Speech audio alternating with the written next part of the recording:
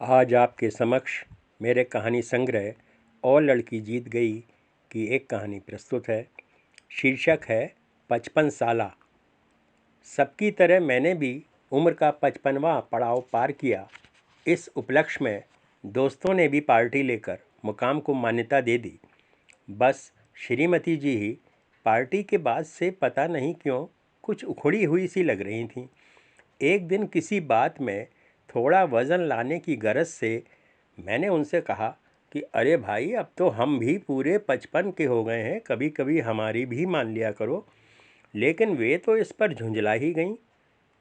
बोली, तो क्या करूं, नाचूं? तुम 55 के हो या 500 के, मुझे इससे क्या? मैंने पूछा, क्यों, क्या हुआ भाग्यवान? क्या मुझसे कोई गलती हुई है?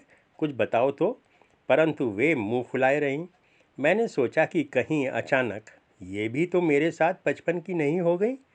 काफ़ी माथापच्ची के बाद भी जब कोई हल नहीं निकला तो मैंने वजह जानने की सीधी कोशिश की। अच्छा, इतना ही बता दो कि मेरे 55 का होने से तो कोई गड़बड़ नहीं हुई है। उन्हें शायद मेरी समझ पे तरस आ गया, अतः बोली, मुझे तुम्हारे 55 बचपन से नहीं बल्कि अपने से मतलब है।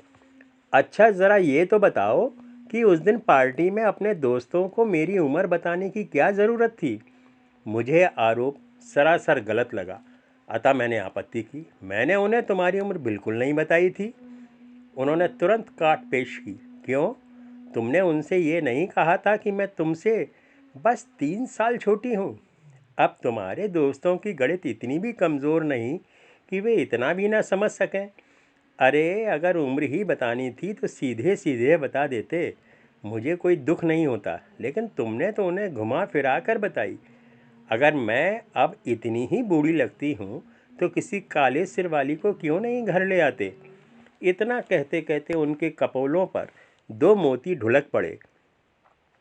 मैं तो मानो आसमान से नीचे गिरा। सूचना से ज़्यादा तो उन्हें प्रसारण के तरीके पर आपत्ति थी। अपनी बेजा हरकत का ज्ञान होते ही मुझे ऐसा लगा कि ज़मीन अभी फट जाए और मैं उसमें सीता जी की तरह समा जाऊं। उनके इतने संवेदनशील और गणितज्ञ दिमाग की तो मैंने कल्पना भी नहीं की थी। अनजाने में ही मैंने उन्हें पूरे 52 की बना दिया था। उनका एक एक शब्द सच्चा था। मुझसे जघन्य अपराध हो चुका था। मैंने मन ही मन खुद को कोसा कि हे अज्ञानी पापी, अपनी नादानी से तूने एक नारी के कोमल मन को ना सिर्फ ठेस पहुंचाई है बल्कि उससे सीनाजोरी भी की है। तुझे तो शालमली की डाल पर उल्टा लटका कर यम के दूतों से खूब पिटवाना चाहिए। तेरे उस मुंह में कीड़े भी पड़ने चाहिए जिसमें तूने अर्धांगिनी की उम्र को घुमाया फिराया है। उनके भीगे कपोलों ने मन में हाहाकार मचा दिया था। इस तुच्छ कीट का भी अब रोने को मन करने लगा था। अपनी गीली आंखों से शायद उन्होंने मेरे चेहरे को पढ़ लिया या हमेशा की तरह अपनी अतीन्द्रिय शक्ति से सब कुछ जान लिया, क्योंकि वे अब गंभीर स्वर में बोली, अब जो हो गया सो हो गया, लेकिन आगे से इसका ध्यान रखना। देखो, आदमी को ज़्यादा नहीं बोलना चाहिए। समाज में इससे ना सिर्फ उसका मान घटता है बल्कि सब उसे टुच्चा भी समझते हैं। मुझे टुच्चा साबित करने के साथ ही उन्होंने बोलने का अधिकार भी स्त्री जाति के लिए सुरक्षित कर दिया था। मुझे प्रकाशित करने के बाद वे आंचल से आंसू पोंछकर चाय बनाने चल दी। शादी के शुरुआती दिनों में मैंने कभी उनकी चाय की तारीफ़ कर दी थी, अतः जब भी कभी वे ज़्यादा खुश होतीं तो उसी के एक प्याले का मुझे पान करा देती थीं। उन्हें चाय बनाता देख उनकी आंतरिक प्रसन्नता के बारे में मुझे कोई संदेह नहीं रहा।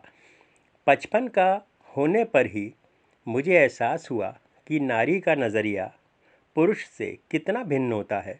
इसी के साथ यह भी पक्का हो गया कि तिल का ताड़ बनाने वाली कहावत के मूल में भी अवश्य ही कोई मातृ शक्ति रही होगी। लेकिन यहाँ तो गलती सरासर मेरी थी। मैंने ही कभी उनका नज़रिया समझने की कोशिश नहीं की। मैं ज़िंदगी भर उनमें कुछ और ही खोजता रहा। काश थोड़ा समय उनके नज़रिए को समझने में भी दिया होता तो कितने ही दुख आज होते ही नहीं। किंतु ऐसी पक्की समझ भी तो 55 के बाद ही प्राप्त होती है। वैसे यह बात दीगर है कि कुछ इस पड़ाव तक आते आते केवल नज़रिया समझने के काबिल ही रह जाते हैं, लेकिन मेरा विश्वास तो साठा सो पाठा में था। मैंने जब इसे सिद्ध करना चाहा तो मुझे उनकी दो टूक सलाह मिल गई।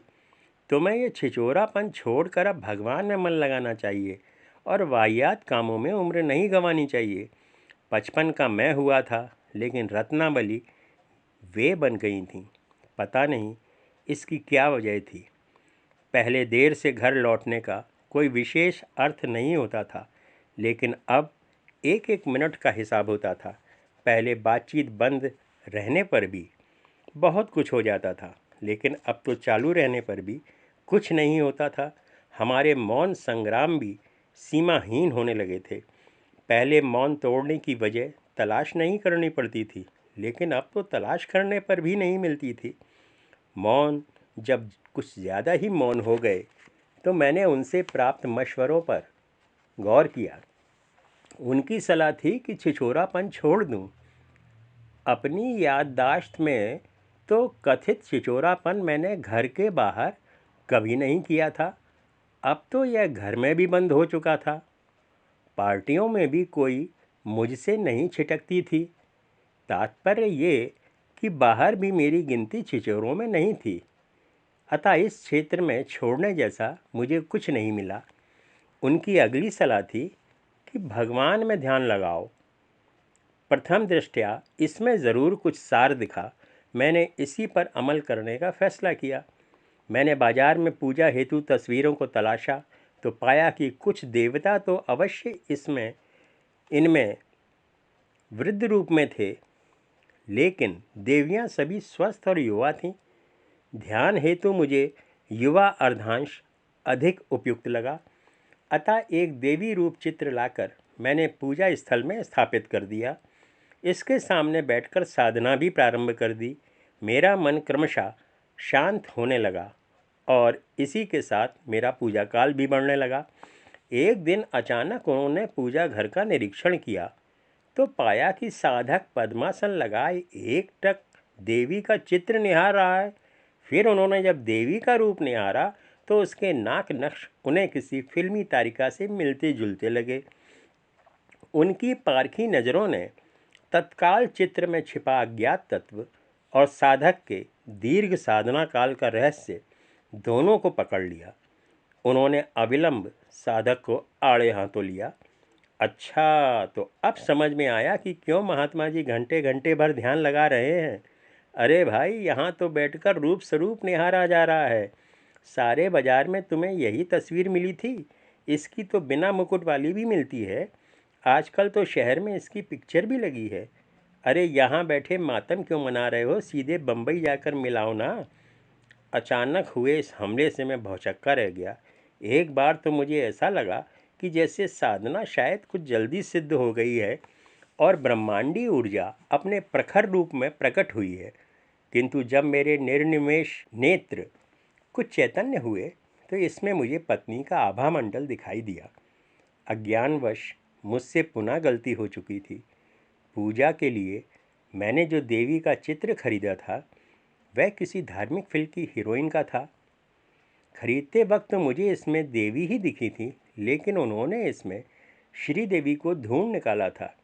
मैं बेहद शांत भाव से बोला, अगर देवी के धोखे में मैंने हीरोइन की तस्वीर खरीद भी ली तो इसमें ऐसा क्या अपराध हो गया देवी? अपने लिए देवी संबोधन सुनकर तो जैसे वे भड़क ही गईं और गरजीं, हाँ हाँ क्यों नहीं, अब तो मैं भी तुम्हें देवी ही लगूंगी, क्योंकि महात्मा जी के ज्ञान चक्षु जो खुल गए हैं। अरे मैं कहती हूँ कि पूजा आंख बंद करके भी तो हो सकती थी। फिर पूजा में यदि किसी को टांगना ही था तो भोलेनाथ को टांग लेते। फिर मैं भी देखती कि कितनी देर तक उन्हें निहारते हो।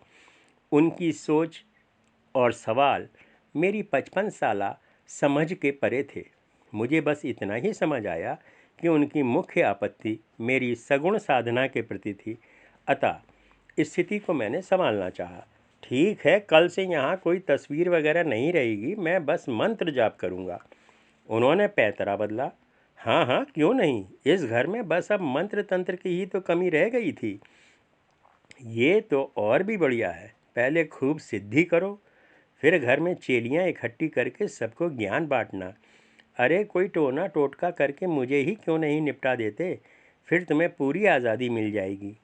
मैं सोचने लगा कि 55 का होते ही उनका विश्वास अचानक कैसे उठ गया। मेरी नज़र और नीयत के बारे में उनकी राय इतनी कैसे बदल गई। यह तो अच्छा हुआ कि यह शक्ति उन्हें जन्म से प्राप्त नहीं थी, अन्यथा 55वां पड़ाव भी मुझे शायद ही नसीब होता। मेरा 55 साला दिमाग अब भन्नाने लगा था, अतः शरीर आसन पर लात मारकर उठ गया। इसके बाद एक और मौन संग्राम छिड़ गया। उन्होंने मुझे सुनना बंद किया तो मैंने लिखना शुरू कर दिया। दो एक बेढंगी रचनाएं करने के बाद एक कहानी कुछ ठीक सी लगी, अतः युद्ध विराम होने पर मैंने उन्हें पढ़ने को दी। मुझे कुछ तारीफ की भी उम्मीद थी। उन्होंने कहानी पढ़ी और तत्काल निष्कर्ष निकाला। अच्छा, तो महात्मा जी अब गंदी कहानियाँ भी लिखने लगे हैं। नौबत यहाँ तक आ गई है। मैंने घबरा कर चारों ओर देखा। सौभाग्य से आसपास कोई नौकर चाकर नहीं था। उन्होंने अपने कथन में भी का प्रयोग करके मेरे समस्त कार्यों को गंदी की श्रेणी में पटक दिया था। उनके श्रीमुख में मानो सरस्वती विराजमान थीं और उनके कथन में शब्द मोती जैसे पिरोए हुए थे। 55 साला दिमाग इस ब्रह्मांडीय ऊर्जा को अब धारण करने में असमर्थ था। मुझे लगने लगा था कि प्रकृति ने सामर्थ्य प्रदान करते समय संभवतः मेरा हिस्सा भी इन्हें ही दे दिया था। मेरा 55वां जन्मदिन अब मरण दिन साबित हो रहा था। दसों दिशाओं में दूर दूर तक कोई रक्षक भी नज़र नहीं आ रहा था। इस समय उस हितैषी का नाम भी याद नहीं आया जिसने कहा था कि शादी कर लो, लाइफ बन जाएगी। उस दुष्ट ने यह नहीं बताया था कि किसकी बनेगी। मेरे समक्ष आत्मरक्षा के अब दो ही रास्ते थे, या तो मैं संन्यास लेकर चरैवेती करता हुआ हिमालय में जाकर कहीं खो जाऊं, या उनके श्री चरणों में आत्मसमर्पण कर दूं। संन्यास मार्ग में हर बार उनके भीगे कपोल आड़े आ जाते थे, अतः मैंने दूसरे विकल्प पर ध्यान दिया। मैंने पाया कि अपनी समझ से तो सदा उन्होंने शेष संसार से मेरी रक्षा ही की थी। कई बार मुझे कायदे का आदमी बनाने की भी कोशिश की थी। उनकी ये क्षमाशीलता ही थी कि मेरे इतने अक्षम्य अपराधों के बावजूद भी कभी उन्होंने मुझे अपने से दूर जाने को नहीं कहा था। उनकी सरलता का चिंतन करते ही मेरा मन फूल जैसा हल्का हो गया और इसी के साथ मेरा संन्यास मार्ग पूरी तरह बंद हो गया। मैं अब तक इसी मार्ग से अपनी मोक्षदायिनी से परे सुखों को तलाश कर रहा था। मौन की चूंकि अब कोई वजह नहीं थी, अतः मैं अपने मन में एक भरोसों, एक बल, एक आस विश्वास का भाव लिए सम्मोहित सा उनके श्री चरणों में उपस्थित हो गया। कुछ कहने के लिए मैं अभी शब्द ढूंढ ही रहा था कि मेरी उड़ी हुई रंगत देखकर उन्होंने ही पूछ लिया, क्यों, अब क्या हुआ महात्मा जी? मेरी व्यथा तो शब्दों की सीमा को लांघ चुकी थी, अतः मेरे मुंह से बोल ही नहीं फूट रहा था।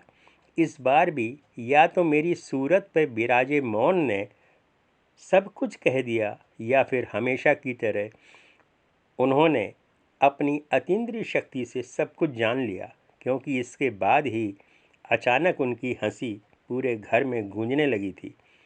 मैंने इसकी कल्पना भी नहीं की थी। घर का कोना कोना उनकी उजली हंसी से भरता जा रहा था और मैं अवाक खड़ा उनका चेहरा तक ताक रहा था। मुझे असमंजस में देख वे अत्यंत सहज भाव से बोली, देखो, पति पत्नी के बीच तो ये सब चलता ही रहता है। वैसे हमें आपस में लड़ना नहीं चाहिए। अब तुम दिल छोटा मत करो। अच्छा चलो, तुम्हें अपने हाथ की गर्मा गर्म चाय पिलाती हूँ। मेरे ज़ख्मों पर मरहम लगाकर गुनगुनाती हुई वे तो चाय बनाने चल दी और मैं अपना छोटा सा दिल लिए सूर की पंक्तियों को पुनः आत्मसात करने की कोशिश करने लगा। मेरो मन अनत कहाँ सुख पावे, पुनि पुनि उड़े जहाज का पंछी, पुनि जहाज पर आवे।